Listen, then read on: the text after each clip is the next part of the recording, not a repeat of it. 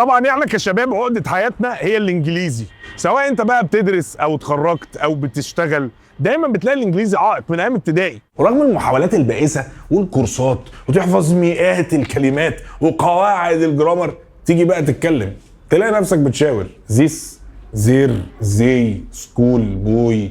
فالاول الانجليزي بتاعك في الكنافه، ركز معايا. النهارده انا هاخدكم في جوله في فور ليفل 1 اللي على مدار 10 سنين كامله قدروا يوصلوا الاف المبتدئين اللي حققوا الاهداف بتاعتهم واتكلموا انجليزي بثقه وفي 6 شهور بس.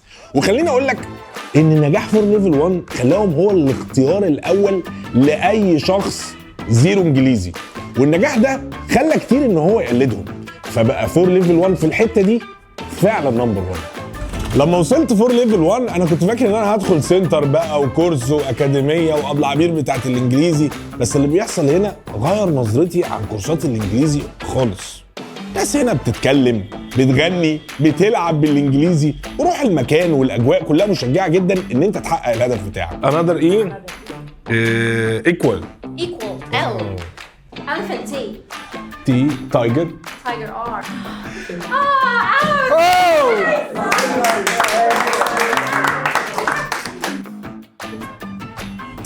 ناس فاكره ان الانجليزي يعني المدرس بيمسك الحديده ويقعد يرص الكلمتين ونقعد احنا ننقش وراه ونحفظ، بس اول مره هتشوف ان في حاجه اسمها منهجيه.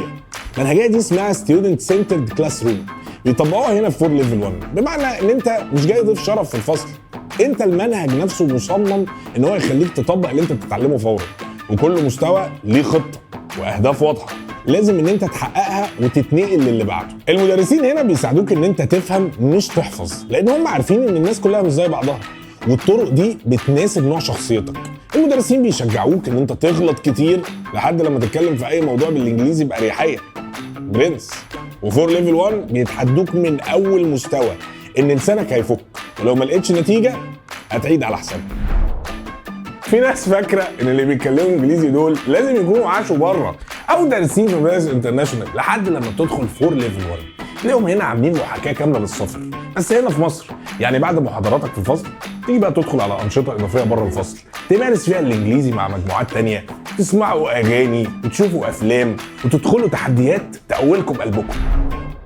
بعد ما تروح البيت كمان فور ليفل 1 مش سايبينك، عاملين لك منصه ناو عليها كل الكورس مسجل، وعليها تمارين تقدر تراجع المحاضرات وتثبت المعلومات وتمارس اكتر. يعني انت معاهم انت متحاوط بالانجليزي طول الوقت، فمهما كان مستواك عايزك تبقى مطمن خالص.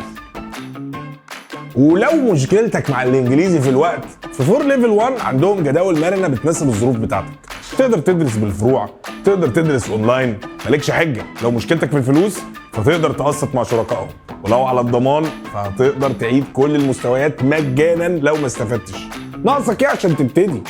وده الفرق الحقيقي بين اي كورس انجليزي وبين فور ليفل 1 رقم 1 في تعليم الانجليزي للمبتدئين، اللي عملوا لك تجربه كامله هتدخلها وانت مطمن، هتطلع منها بتتكلم انجليزي بثقه. لتفاصيل اكتر كلمهم على 15 8 19 او ممكن تزورهم مباشره او تبعت لهم رساله وهيردوا عليك بكل التفاصيل. وما تنسوش تسالوا على عروض فور ليفل 1 الحصريه في رمضان، واسالوا كمان على الخصم الاضافي الخاص بخالد عليش بالكود ده عليش 5%. وكل سنه وانتم طيبين ورمضان كريم عليكم.